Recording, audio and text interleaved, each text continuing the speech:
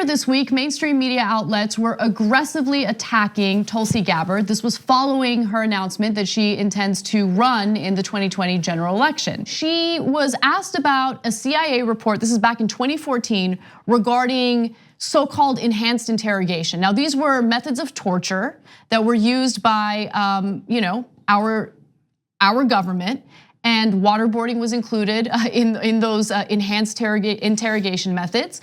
And she was asked specifically about that report that was put out by the CIA. And here is the full context of that conversation and interview, so let's take a look at that. How do you respond to the much discussed report on the CIA's use of torture and what some Americans have called a blot on American values? Do you share that opinion, or as a soldier, do you have a very different perspective on the use of torture? Very bluntly, I'm conflicted. I'm conflicted on this report. There are, I think the jury is still out on the report itself. There have been comments that there are things missing or it was incomplete, and there are differing opinions on the report itself. But as I think about it myself, clearly we would not like to see any human, any person around the world being treated inhumanely. On the other side, I can also understand that any of us, if we're in a situation where our family or our community, our state or our country is in a place where, let's say in an hour, a nuclear bomb or an attack will go off unless this information is found. I believe that if I were the president of the United States, that I would do everything in my power to keep the American people safe.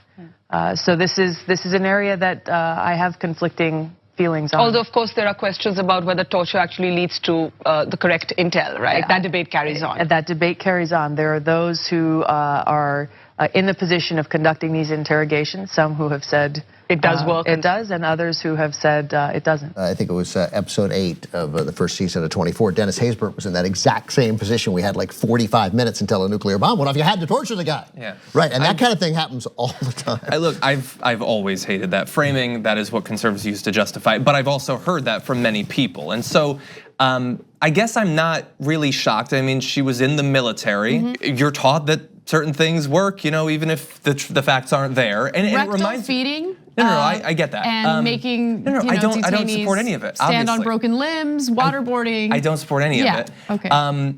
But I'm not shocked. I mean, I would say like any other Democrat of the time that supported these or was conflicted on it, she now needs to be very clear. That's 2014. That's not 2004. I understand that, but I would then fine. I would say, come clear now. How many red if you flags still do you are need conflicted. for her?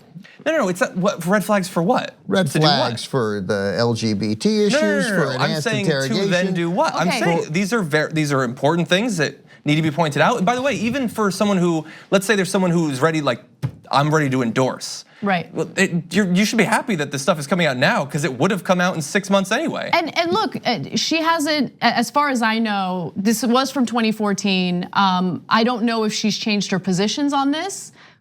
And this is the type of stuff that's gonna come up as her campaign moves forward. So I want the audience to be fully informed, right? I have no loyalty to anyone in this race whatsoever. My job is to give you the information and you get to make the decision about whether or not she's the right candidate or any other candidate is right for you. Yes. That being said, this isn't the only example of her seeming to support policies that progressives would disagree with. So I'll give you another example.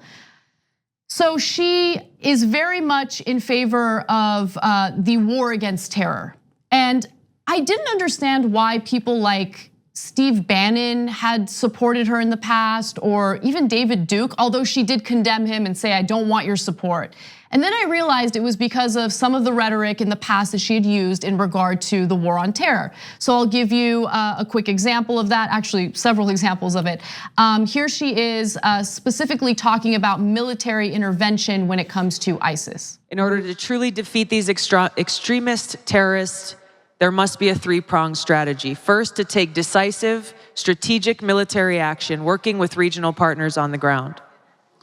Second, take a country-by-country or region-by-region approach to supporting political solutions that will take away the oxygen that has allowed groups like ISIS to exist and thrive.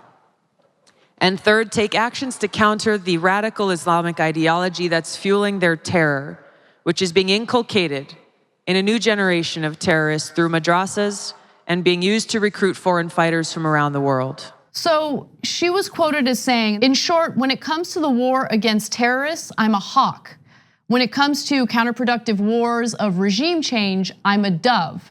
That was a quote from the Hawaii Tribune Herald. They interviewed her, and it's from last year. So just something to keep in mind for everyone who thinks that she's not hawkish at all, that she doesn't want to get the United States involved in wars abroad. In some cases, she does believe the United States should be involved, and the United States should be involved aggressively. It's very hard for me not to support somebody who uses the word inculcate correctly in a sentence. So props for that. I'm a big fan of hers for that. But that statement, I'm a hawk on rooting out the war terrorists, right? Which is, what's the quote again? So this is the exact quote. In short, when it comes to the war against terrorists, I'm a hawk. Okay. And then I'm a dove on regime change. Right. Well, I mean, I might be. Right, that seems consistent with a lot of mainstream thinking, which I don't resist. But she is getting full credit for the regime change stuff. But I think there are going to be a lot of Democrats who are not going to want regime change wars running for president here this time. She also used the exact same language, which perhaps you're going to get to, about the criticizing President Obama for failing to call it radical Islamic extremists. Yeah, I mean, she is when it's convenient to her, she sounds like Steve Bannon. And I am not interested in any way in a Democrat who sounds sometimes like Steve Bannon and who has the torture issue in her background and the issue that I think you're about to get to, which is support of Hindu nationalism. One of the things that she was supportive of during the Obama administration was the use of drone strikes. Now, she didn't say that in the context of Obama using the drones, but she does see the use of drones being useful for the US military. And that's something to keep in mind because drone strikes have led to civilian casualties, which then in turn allowed terrorist organizations or groups like ISIS to recruit new members.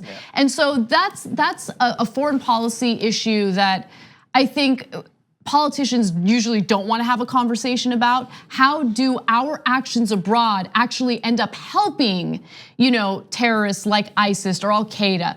And what can we do to actually get, the moderate Muslims and people on the ground on our side to work with us against the fight or against terrorists, right? And so she seems to think that based on her statements, Islamic ideology is really behind these terrorist organizations and nothing more. When in reality, civilian casualties caused by these drone strikes certainly does contribute to it. I think people have become a lot more savvy and knowledgeable about drone strikes thanks to some very good reporting from the region. And so that's one of the things where I would say she has to update her position. Yeah. The idea, and it's one of the things that sort of pragmatically some centrist Democrats like Barack Obama felt, despite the fact that he continued on the ground involvement in a lot of these conflicts, that it's sort of an easy out where we can accomplish our goals without actually sending people in. But it doesn't actually do that. And so I would like to see her give an updated statement about the use of drone strikes. Okay, finally, let's just quickly talk about the Intercept report. The Intercept did a pretty comprehensive piece about her relationship with some leaders that are problematic. So let me give you the details on that. According to the report, she has also become a polarizing figure. Her progressive domestic politics are at odds with her support for authoritarians abroad, including Indian strongman Narendra Modi, Egypt's Abdel Fattah al-Sisi, and Syria's Bashar al-Assad. So just to give you some examples, in December of 2013, Gabbard had voiced her opposition to House Resolution 417, which chided India to protect the rights and freedoms of religious minorities, and referred to incidents of mass violence against minority Muslims that had taken place under Modi's watch. Gabbard later told the press, quote, "There was a lot of misinformation that surrounded that event in 2002.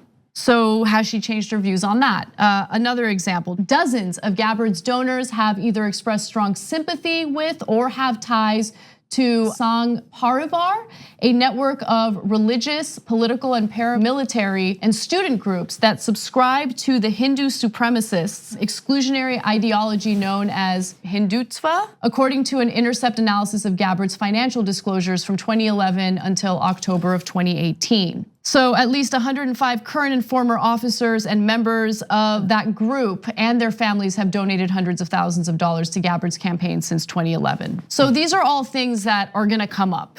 And it does go against what progressives in the United States claim they value and care about. And it's something to keep in mind as you move forward. Again, her positions might have changed, but I just hate these blanket statements about like, she's a progressive, like let's just pretend like everything she's ever done has always been progressive and we're not ever allowed to be critical of her record. This is her record. And this is what she's gonna have to answer to moving forward in her campaign. I encourage everybody who is part of this show, even the people who hate me, and there are plenty of you, that we, that's right, thank you, John had his hand raised there, that we elect a president in 2020 who has a hostile relationship with every strong man around the world. That is America's role, that is what it should be, and she has, forget, you can explain away going to meet Assad. I mean, I can't, but I'm sure some people will.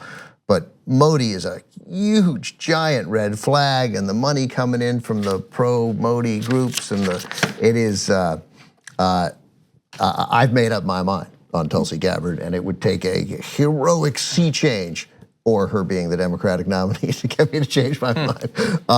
That is not a direction that this party ought to go in. Like what you see? Click the subscribe button below and don't forget to ring the bell to never miss another video from the Young Turks.